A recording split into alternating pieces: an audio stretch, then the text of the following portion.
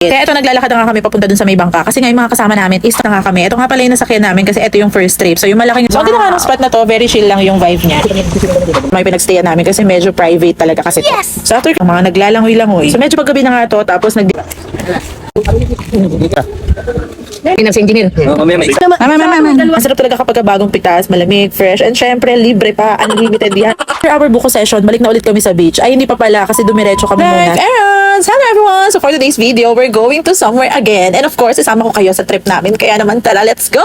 So nagsama muna kami dito sa may SLEX. Dito kami kumain sa Henlin. So very quick na kain lang to. Kasi nga medyo mahaba-haba pa talaga ang aming babiyahihin. The food is here. So here's what we ordered. Ako nag-rice talaga ako kasi medyo nagugutom na talaga ng bonggang-bongga. Pero ito sila, mga nag-noodle soup lang. So after namin kumain, very quick lang, bumili lang sila dito. Tapos itong si Sia, uminom lang naman siya ng chocolate drink. Kaya naman, ayun, nasukahan lang niya naman ako. Ayun ako, beka na lang talaga. Natulog lang ako buong biyahe. Tapos paggising ko nga, may liwanag na. At nandito na nga kami sa famous na Zigzag Road or mas kilala bilang Bitukang Manok. Guys, alam niyo ba kung hindi pa kayo nakakadaan dito, paikot-ikot talaga siya. Pero ang ganda ng view. So ito, malapit na nga kami nito sa port. Hindi ko na video at iniwan na muna namin yung car dito sa may parking lang ng port kasi hindi na namin siya itatawid. Kaya ito, naglalakad na nga kami papunta dun sa may bangka kasi nga yung mga kasama namin is nauna na dyan. Actually, marami talaga kami kasi yung mga iba namin kasama nauna na sila. So parang madaling araw pa lang nandyan na sila sa port. So ayan, mag-ayos-ayos muna tayo ng konti. As you can see, nag-change outfit ako kasi nga nasukahan lang naman ako ni Zia. At hindi na nga rin nagtagal, maya-maya umalis na nga kami. Ito nga pala yung nasakyan namin kasi ito yung first trip. So yung malaking Roro pang mamaya pa siya. Kaya sila Kuya Tross and Ate Laika, naiwan pa sila kasi nga itatawid nila yung pick-up kaya dapat sa malaking Roro. So ito na nga pagbaba namin, ito na ang bubungan sa amin, ang Pantalan. So as you can see, ang daming nakapilang tricycle. So ikaw na bahala mamili kung saan ka sasakay. Depende sa destinations mo. And I'm here again, touchdown, Alabat Island, Quezon. So ang daming part na hindi ko na na-video kasi nga malulobot na yung phone ko niyan. Like dun sa may bakery kasi doon naman talaga kami bababa. Nag-bless lang kami kila Tito, kila Tita, and then syempre tapos rekta tambay na kami dun sa bahay nila Kuya Div at Ate Elaine. Doon kami nagpahinga, kwentuhan, at syempre kumain ulit. So after na mapalipas na oras, this time papunta na nga kami at on the way na kami sa beach kung saan kami mag-i-stay na rest house. Habang nasa biyahe kami, eto napastop muna kami ng very saglit kasi nga may gusto ipakita sa amin si Kuya AJ. So ang ginawa ng spot na to, very chill lang yung vibe niya.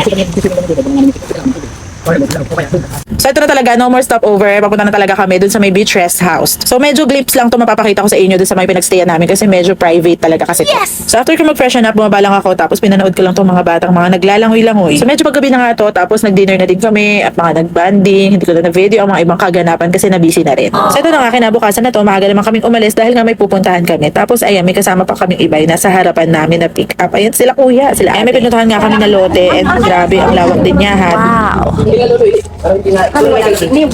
Tapos ang perfect timing din kasi may puno ng buko. Kaya ayun, hindi na namin to pinalampas.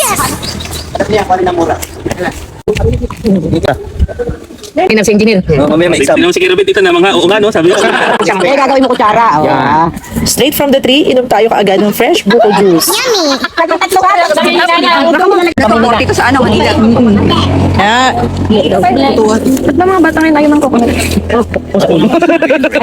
Oh, sarap. Sarap po doon. Kaya pala Ang sarap talaga kapag bagong pitas, malamig, fresh, and syempre libre pa, unlimited yan. Kaya naman sige, tara, sulitin natin to dahil pagdating natin sa Manila, may bayad na to at syempre ang mahal. Imagine, pipitas ka lang ng buko, bubuksan mo, tapos iinumin mo kaagad, fresh na fresh, and talagang natural yung tamis at walang kahalo-halong chemical. So after our buko session, balik na ulit kami sa beach. Ay, hindi pa pala kasi dumiretso kami muna sa may cemetery para dalawin yung mga kamag-anak nila. Pero hindi ko na na-video out of respect na din. Kaya naman ito, in-enjoy na lang namin yung moment ng daanan. Tapos after nyan, tuloy-tuloy na ulit ang biyahe namin papunta sa beach. So maraming moments talaga na hindi na na-video pero sobrang saya. Kaya naman, that's it for now. Thank you for watching. Till next time. Bye! See you on the next one.